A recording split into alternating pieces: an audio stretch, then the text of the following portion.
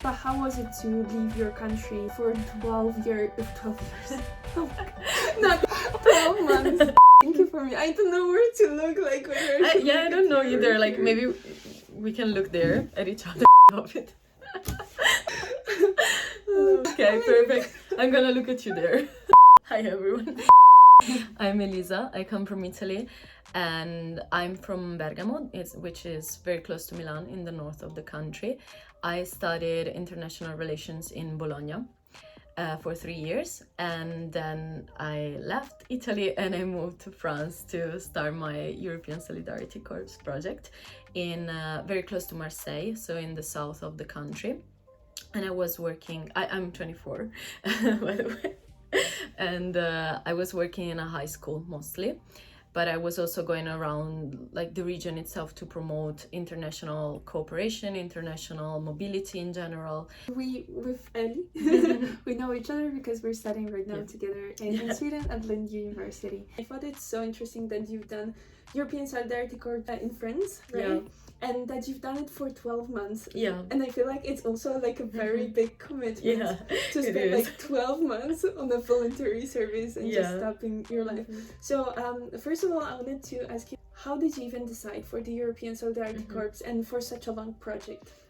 So basically after I was done with my bachelor, I didn't know what I wanted to focus on in my master. So actually I thought like, okay, I'm gonna take just 1 year to focus on a language and do something good, just not for myself, you know, like I wanted to be part of something bigger and do something abroad, meet new people, get out of my comfort zone, all in one. And I ended up on the side of the European Solidarity Corps, and I was like, oh wow, this is actually interesting. And the deadline was the day itself.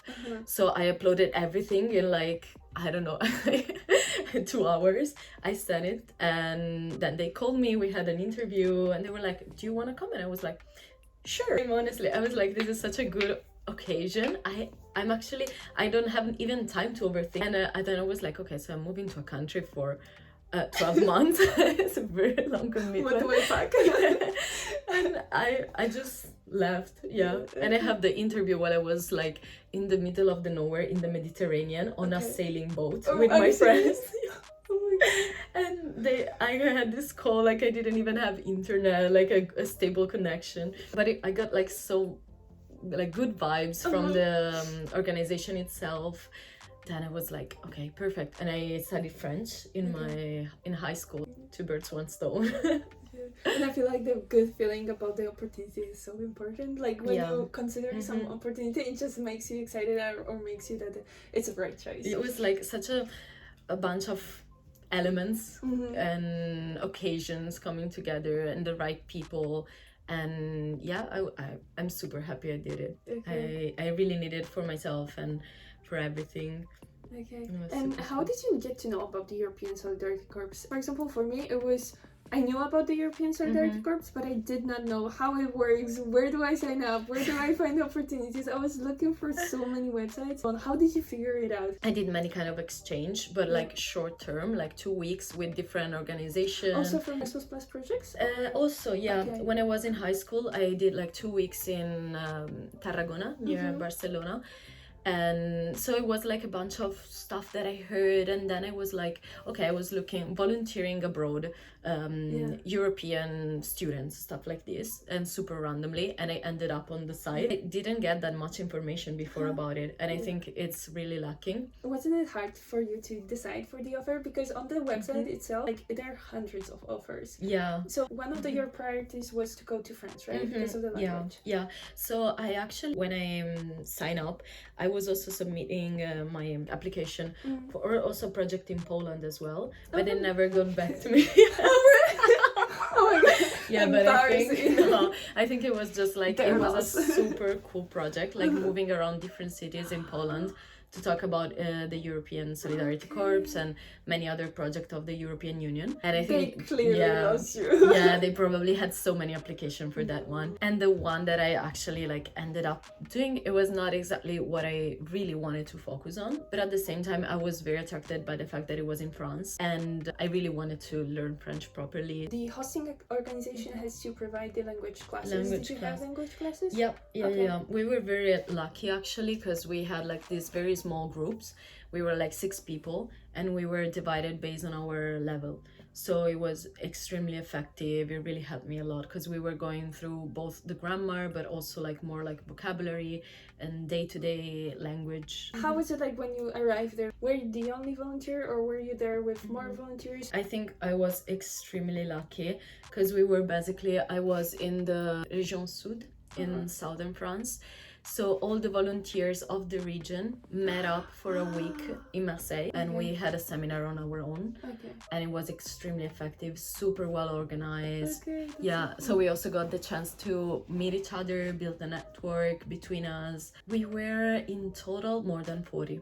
During my mobility program, when I arrived there, we were 2 volunteers, but they also cooperated with other programs, like from German government as well. There were also other volunteers coming from Germany and from the Netherlands, but maybe at its peak there was like 4 or 5 volunteers maximum. All of us had different responsibility because we were all like in different cities of the region. The main thing was we promote international mobility, going abroad with teenagers mostly, but we all had different roles. I was also working basically as a language assistant in both Italian classes and English classes in a high school. I was doing that with another girl from Greece, and then we were also having like some time during the week that we could actually have like our stand in the library and like talk about this kind of stuff, trying to interact with the kids, because I don't know, like I think in France they are much more, you know, scared of going abroad, like Really? I was always asking them, so would you like to go abroad and have an experience abroad? And they were like, no.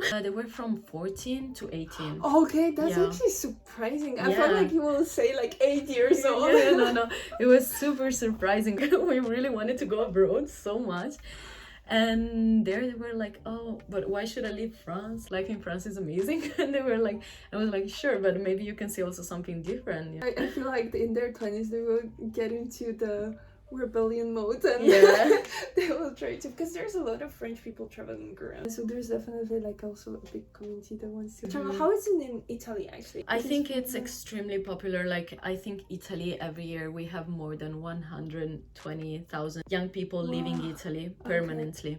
Do you think it's more because of the curiosity or the current situation in the country? Both. Both of the things. I think it's like we are really attracted by foreign countries. Like in Italy, there's a lot of this topic of saying like all the time, oh my god, abroad everything is better, blah blah blah. That's crazy because people have such a like idolized idea about Italy, right? I know it's super weird, but we have the opposite. Like okay, when we're also abroad, of course you're much more proud of your country because you miss it and stuff.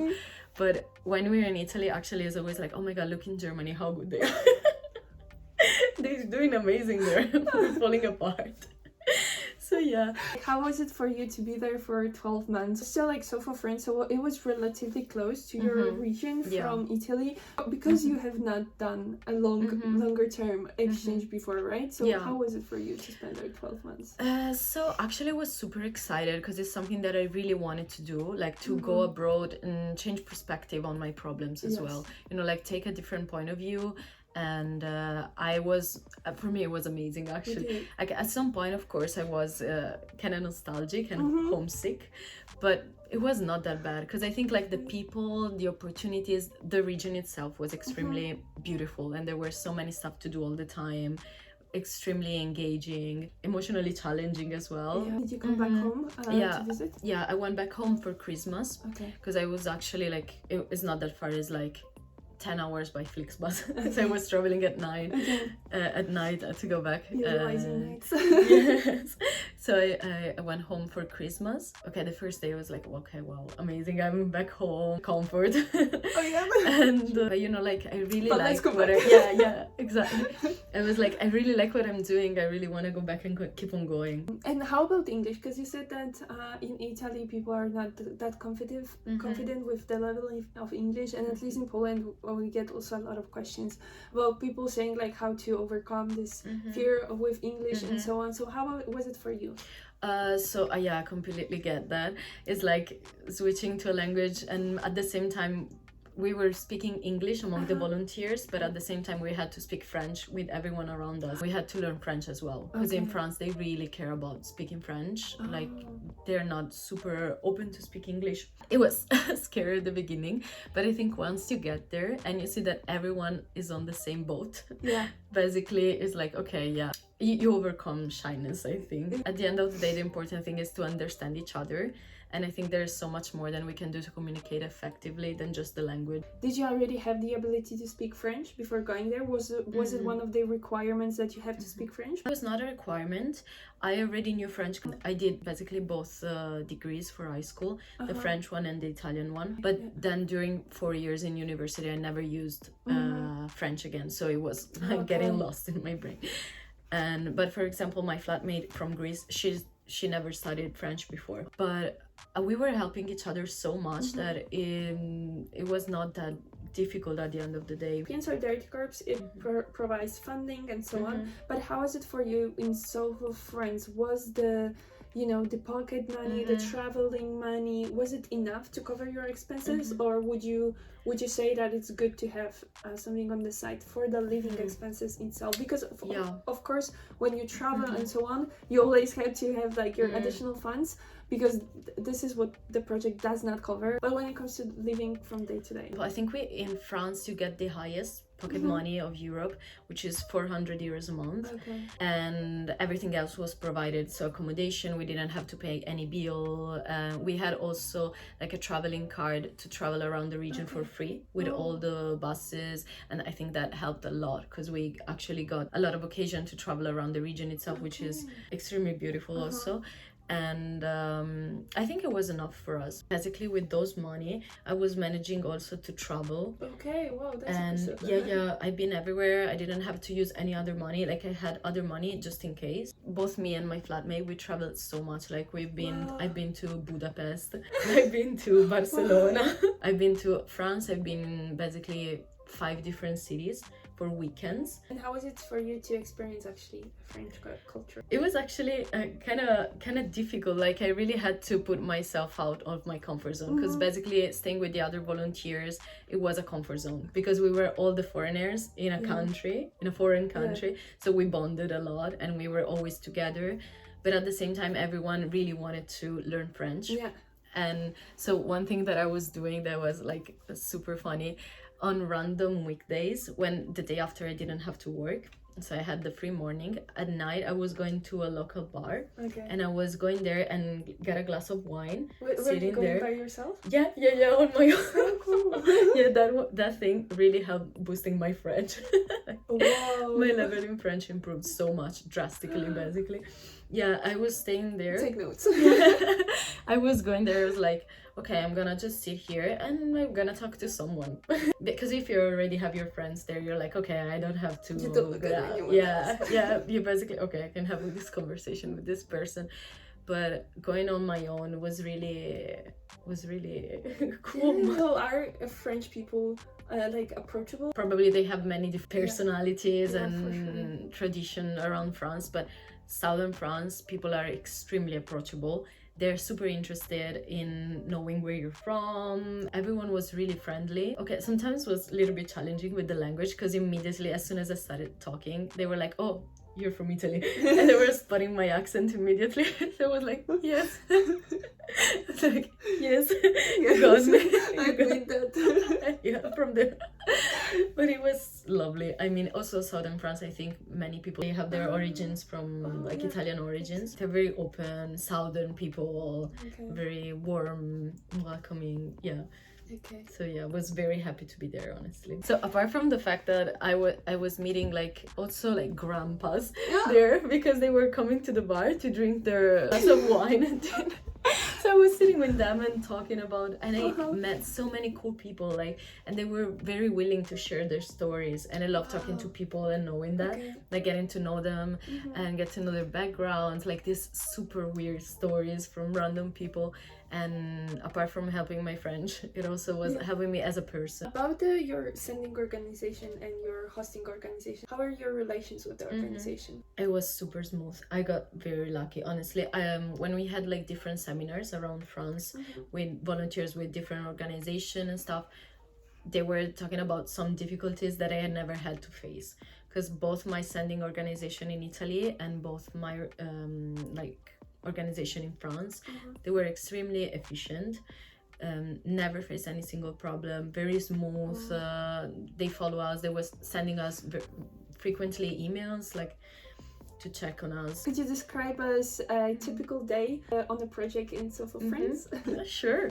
So basically, as I said before, I was working in a high school, so the timetable was very different because every day was different. Some days I was working in library, I was helping there, I was having like this little stand to talk about European Union and stuff. Other days I was helping in classes, so I was going to lectures. On a daily basis was like 4 hours of work per day, and then so much free time. Cool thing about France is that every 6 weeks of school they have 2 weeks of holidays. So they don't have like a big summer holidays, but like every 6 weeks they have 2 weeks. Yeah, that's such an interesting system. That was super cool because I got the occasion to travel a lot during these 2 weeks. Now I understand why you traveled so much. Yeah.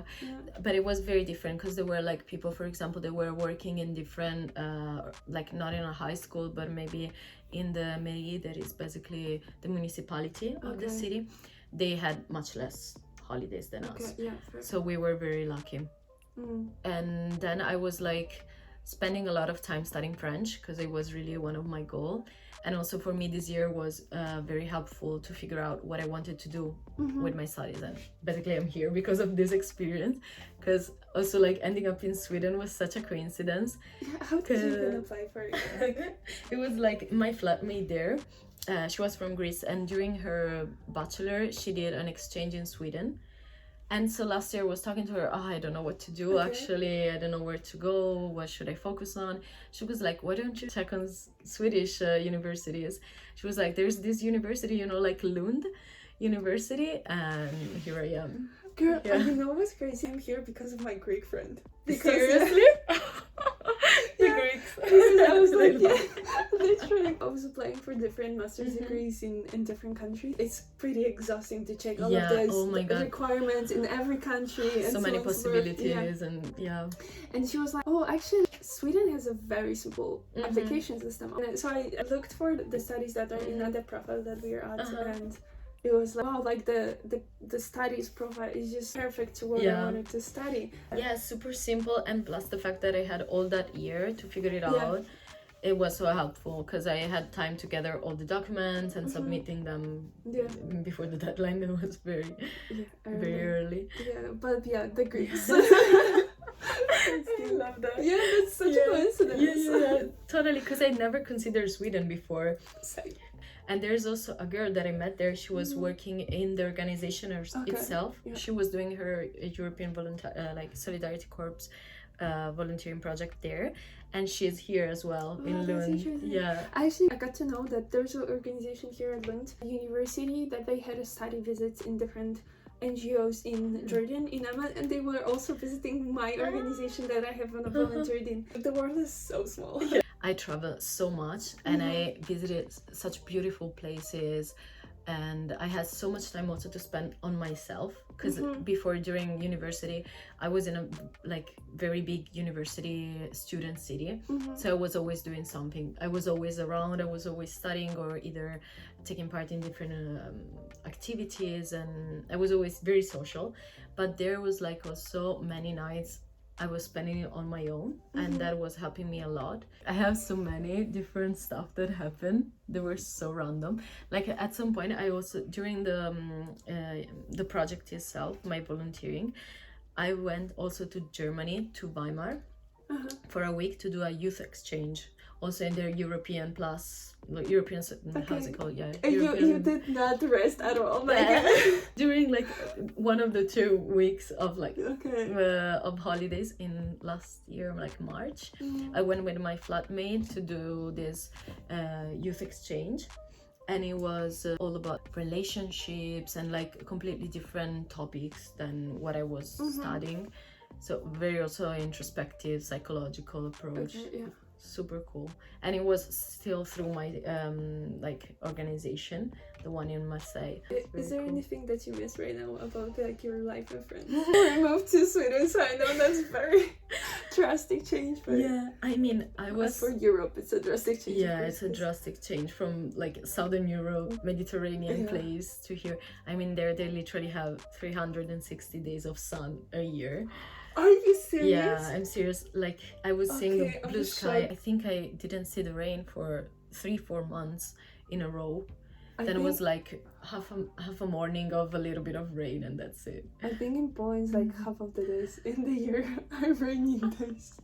But we have, that's why it's very green in Poland.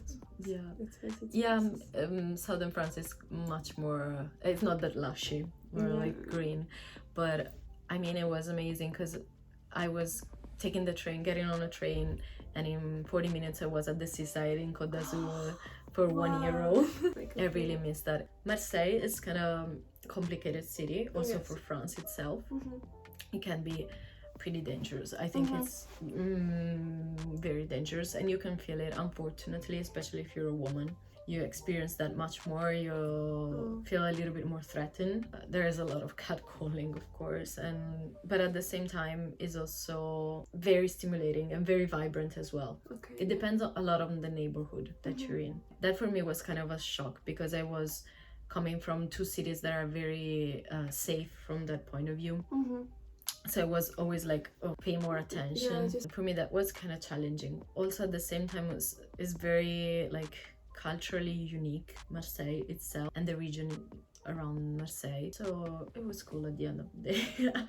I've always been very open to what is outside my comfort zone and always very curious. But there, I was actually there, and I had to prove it to myself that I was there, like confirming this idea that I have on myself. I mean, meeting so many people that come from many different backgrounds, having to interact and always be also like present yourself in a positive manners. Also, when your day was not going that well, it really helped me because I was like, okay, I'm responsible also for the kids that I was spending my time with. It was really challenging some days because I was waking up maybe a little bit moody, but I still had to show up as very smiley and bright. In general, I think it was such a cool experience, and I think people should do that so much. Like, it helped me so much, and everyone that was with me, like we were more than 40 people, everyone was super happy, super satisfied with the experience. They learned so much about themselves. They learned so much from like just sharing experiences. We were from all around Europe, basically from Czech Republic, Italy, Spain, Greece, Sweden as well. A lot of people from Germany because it's very close also. Portugal, Morocco as well. We also have people from Belarus. Because the neighboring countries are also a part of the project. Did you also have an impression that like when you're going abroad that you're basically redescribing yourself? There's a flat canvas, no one knows anything about you, and like here's I'm writing my story once again. I love that. Honestly, I think I got addicted to fresh new start.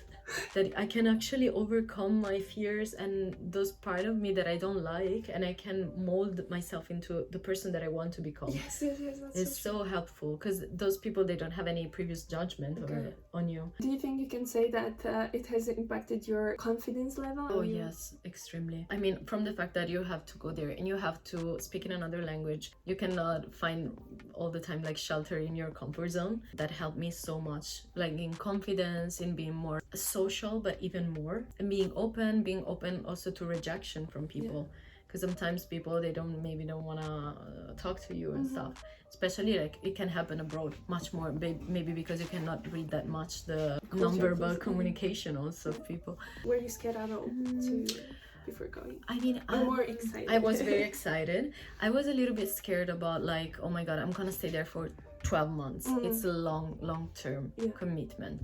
and I went there and my life was looking like one thing, and I came out of that experience, my life looked completely different. The most important thing was not just the fact of being in France, but was to be with so many people from different countries, many different backgrounds, so many life experiences. It's actually super interesting to just meet your peers. Even when we grew up in Europe, our surrounding is still a little bit different. Yeah. It's so interesting for me to just like even learn what is the like your typical life in your country. Exactly. It's just so fascinating. Yeah, I love it actually. Like, I got addicted to that, because maybe like in your country you grow up with this culture that you look at stuff in a specific way, then you have this new perspective and you're like, wow, this changes so many stuff. When we are abroad, the things that we just do on autopilot in our home country, it just does not work anymore. Like, you have to question the things that you've done mindlessly before. You have to question a lot of your background. You have to question, oh, maybe the way I've always did it